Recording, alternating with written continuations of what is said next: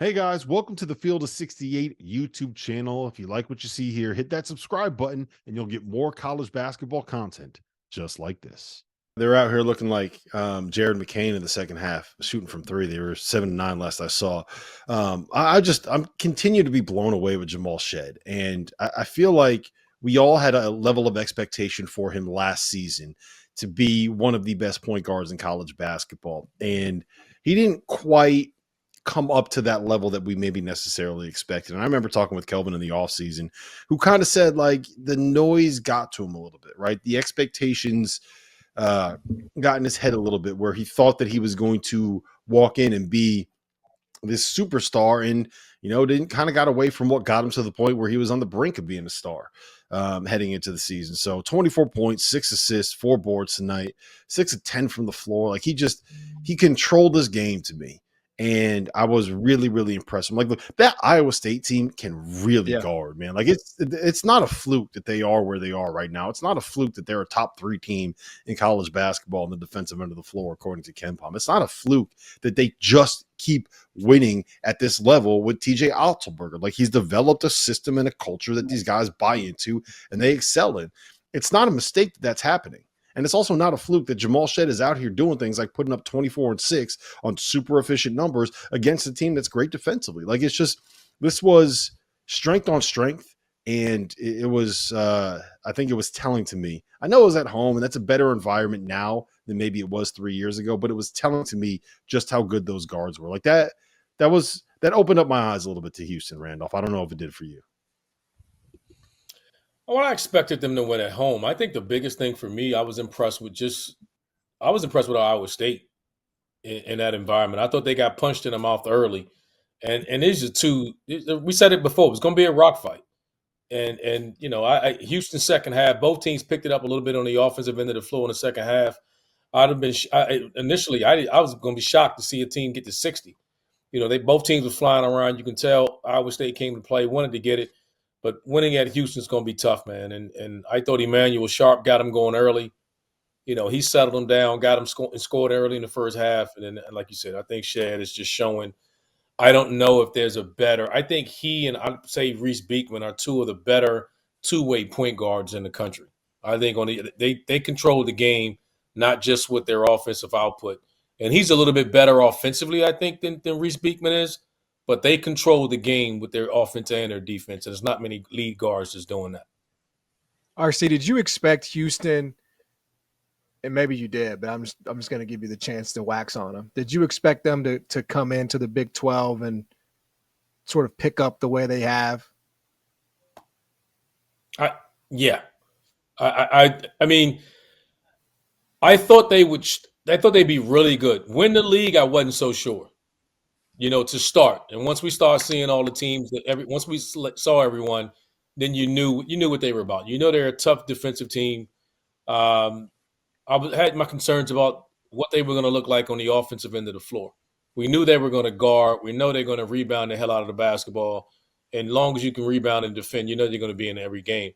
But they're figuring out a way to score. It's different guys, but obviously Shead and Sharp are a big part of that. Roberts got in foul trouble tonight and struggled, but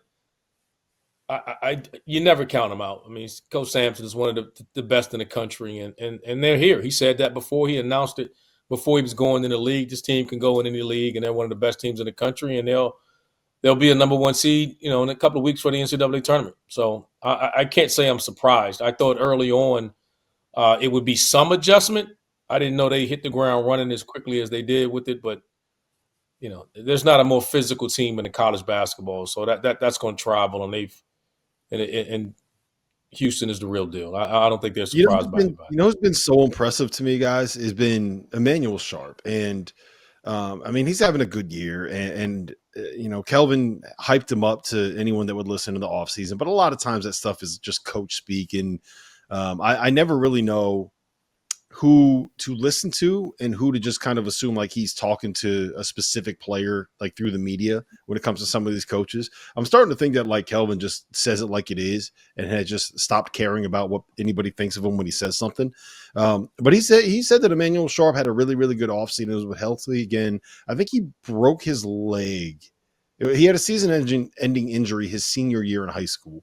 And he got off to a little bit of a slow start as a freshman, but he came out this year and was really impressive early on. And I think with the absence of Terrence Arsenault, who went down with his Achilles back in, I want to say it was December, they needed that third scorer. They needed that guy on the wing. And Sharp isn't the biggest dude in the world, but having someone that can just be out there and knocking down shots and pulling people away from the basket and creating that space in the lane, and doing the things that he does defensively, like he is tough as hell. He is everything that you think of when you think of a Houston guard. And I did not expect his presence to make me say, okay, this is a three-headed monster in the backcourt. You know, we know what Jamal Shead is. We know what LJ Cryer was. But now you got Emmanuel Sharp back there. You got three guys that can win you a game in that backcourt. And that's not – I feel like sometimes I overlook that when I talk about Houston. I think that's why they can make a run. I think that's why Houston can make a run, is because they have that three-headed monster in the backcourt. They're going to defend it being a game. You're not going to run away from them. I know they got their tail kicked at Kansas, and you know, like I said, winning in a row. You know, they're not the only team that's going to happen to. You know, Right. at Kansas. So being at home, but getting in the tournament, that team is going to travel. They're difficult out, and they got a three-head monster in the backcourt that allows them to be. There's going to be in every game. I think they're better offensively than they were a year ago as a number one seed. I think this team is better built to make a deeper run because they don't have to rely on just they got a third guy in there that's capable of carrying the load and leading them on the offensive end of the floor. Yeah, like I sort of am so conflicted about Houston because every single year, like I fall in love with the way they defend. I mean, we all see it. I fall in love with how physical they are, how just well coached they are, how active they are, and yet it just I was like, this is what I'm conflicted about. It's like the postseason results aren't there. They had the one Final Four run in 2021, but like it was sort of fortunate the way that broke. I want to say they played 4 straight double-digit seeds as part of that tournament run, and then they get blasted by Miami last year. I just wonder, RC, like, is that just variance and the nature of the tournament, or was there something about those Houston teams and this style that sort of just is out of air by the time you get to the tournament? You know what? I mean, you can say what you want. It's like everything else. It's styles makes fights, and that people forget how talented that Miami team was a year ago.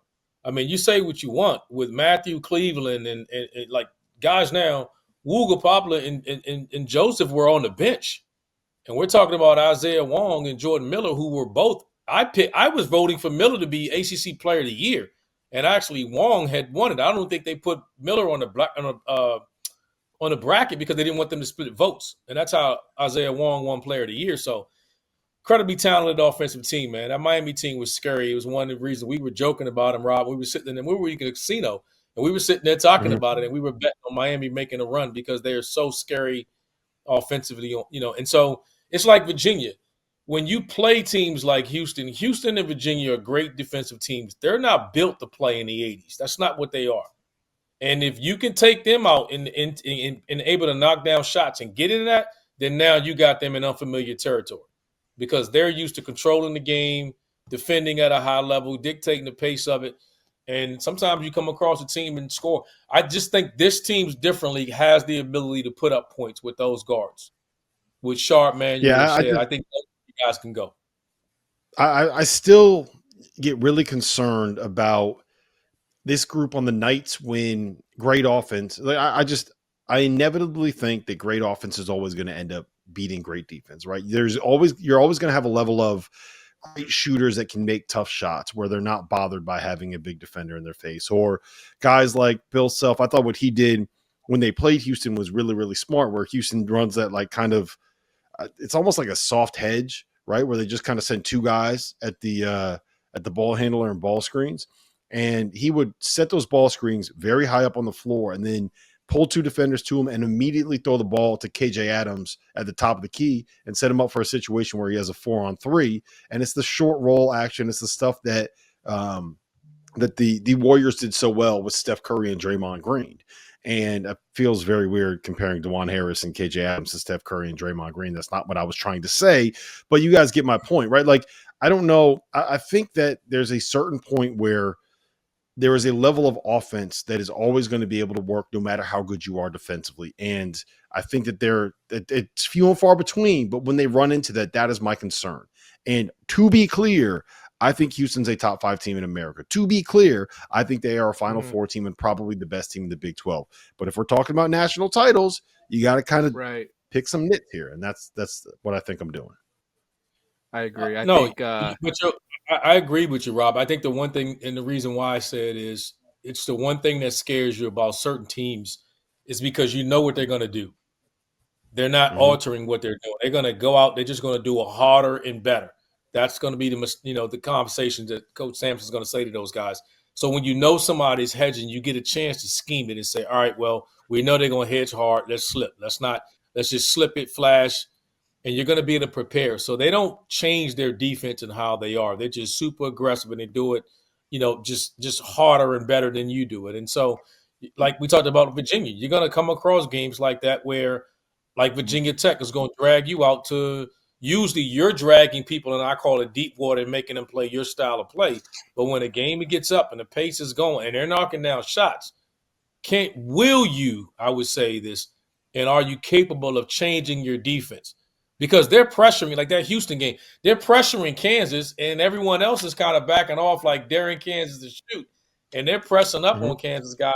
And, Bill Self is one of the best, as is Coach Sampson, to make those adjustments. But to your point, I was saying, you can – when you know what they're going to do, you're able to scheme it a lot better and take advantage of it. And if you have the guys that can do it, and teams like Miami last year, and there's a few other teams in the country that'll have guard playing guys that can do that. Thank you for watching the Field of 68. If you've enjoyed what you've seen here, hit that like button, share this link with your friends, or check out the description for some other places that you can consume Field of 68 content.